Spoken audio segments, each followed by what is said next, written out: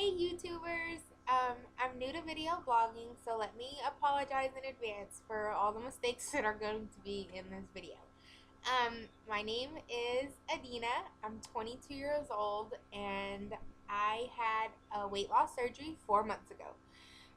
The surgery I had is called gastric bypass. I'll go into a little bit about it in a few minutes. I've mostly been blogging about my journey on Instagram. If y'all would like to follow me on Instagram, it's Adina on Instagram. Um, I didn't really take my journey onto Facebook much because most of the people on my Facebook, I've been going to school since elementary. It's really hard to, I guess, first of all, decide that you're going to be so open about having weight loss surgery. Um, but I said, screw it. Obviously, I'm making a YouTube video, so I don't really care who knows about it. And not that I care that they knew, because I did post that I was having it. It's just that I didn't put my before pictures on Facebook. But there's millions and millions on Instagram. Hundreds, really, not millions, but you know what I mean. So my Facebook friends do know. All my close friends know. Of course, my family knows. But I decided to do videos instead because they're just a little more personal than pictures on Instagram. Starting off, my highest weight was 425 pounds. Not that I don't know how I got to 425 pounds, but it was sort of just like, boom, oh my god, I weigh 425 pounds. The whole process, from the time I called insurance to see if they covered it to surgery was 3 months. So it was really quick.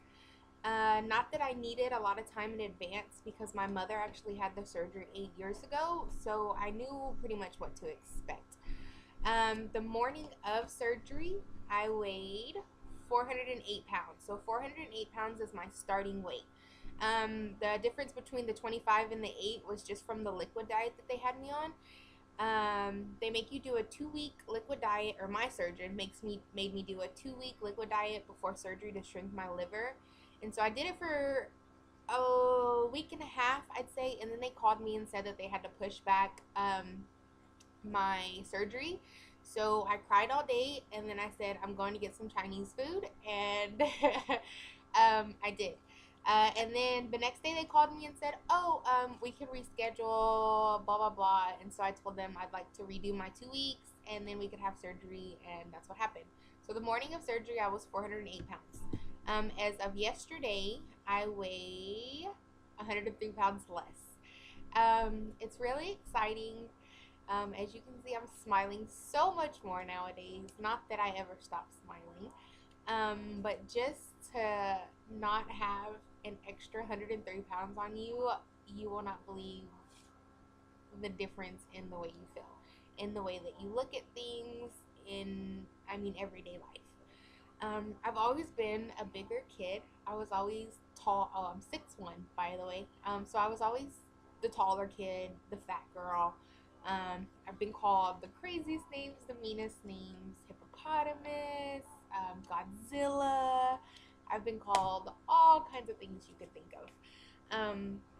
But I finally decided that I was going to take control of my life, my health. I want to do so many things, and weighing 425 pounds, you can't do much.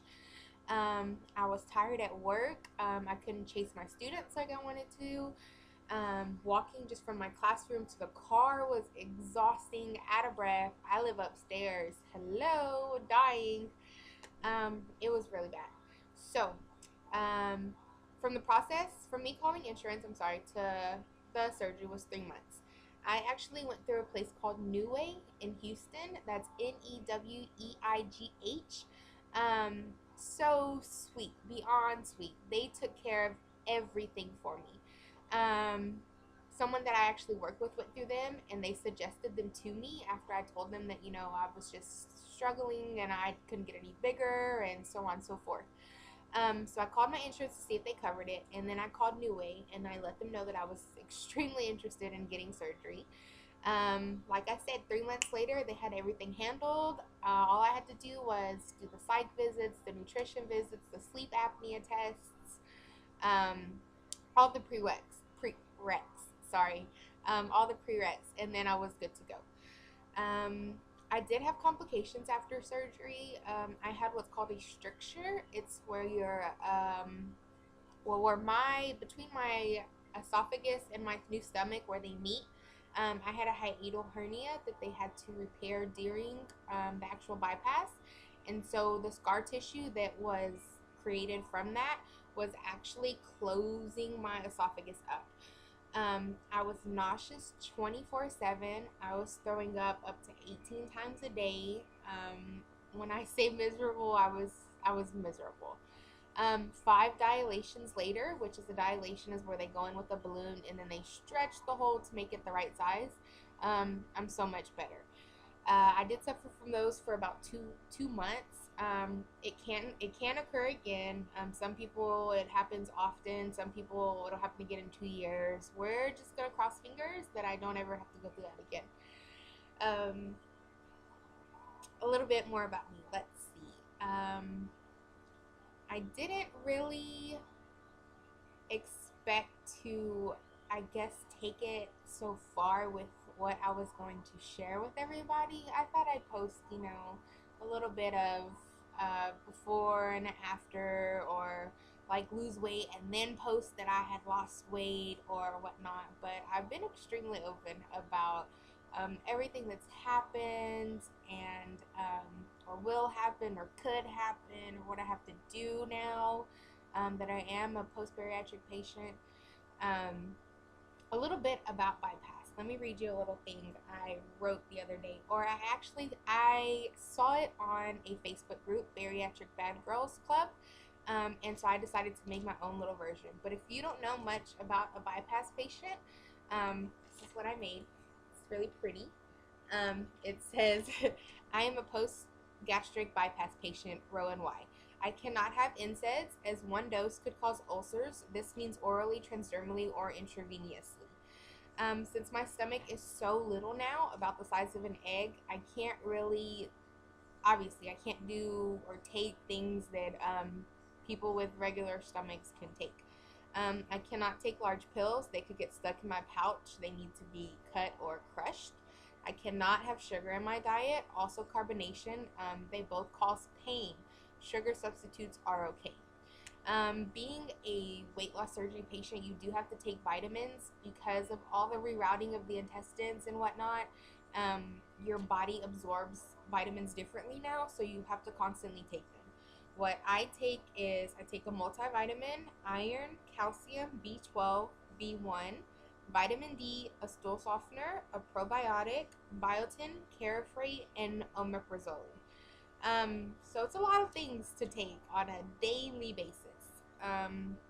But that's what's going to keep me healthy, and so that's what I'm going to be doing. To be honest, I have not been doing everything I could be doing, or should be doing, sorry. I'll take vitamins here and there. Protein shakes, supposed to be getting in a lot of protein. I have been getting it in with just food, really, so protein drinks weren't a big thing, but vitamins are so important. So I'm getting on the ball with those. Please, please, please take your vitamins. A lot of things that people worry about afterwards is hair loss. I'm not too worried about that. I'm more worried about not having to get infusions and all that stuff because I hate hospitals, you guys. So as far away as I can stay from them, I'm going to stay. So I'm getting on the ball with taking my vitamins.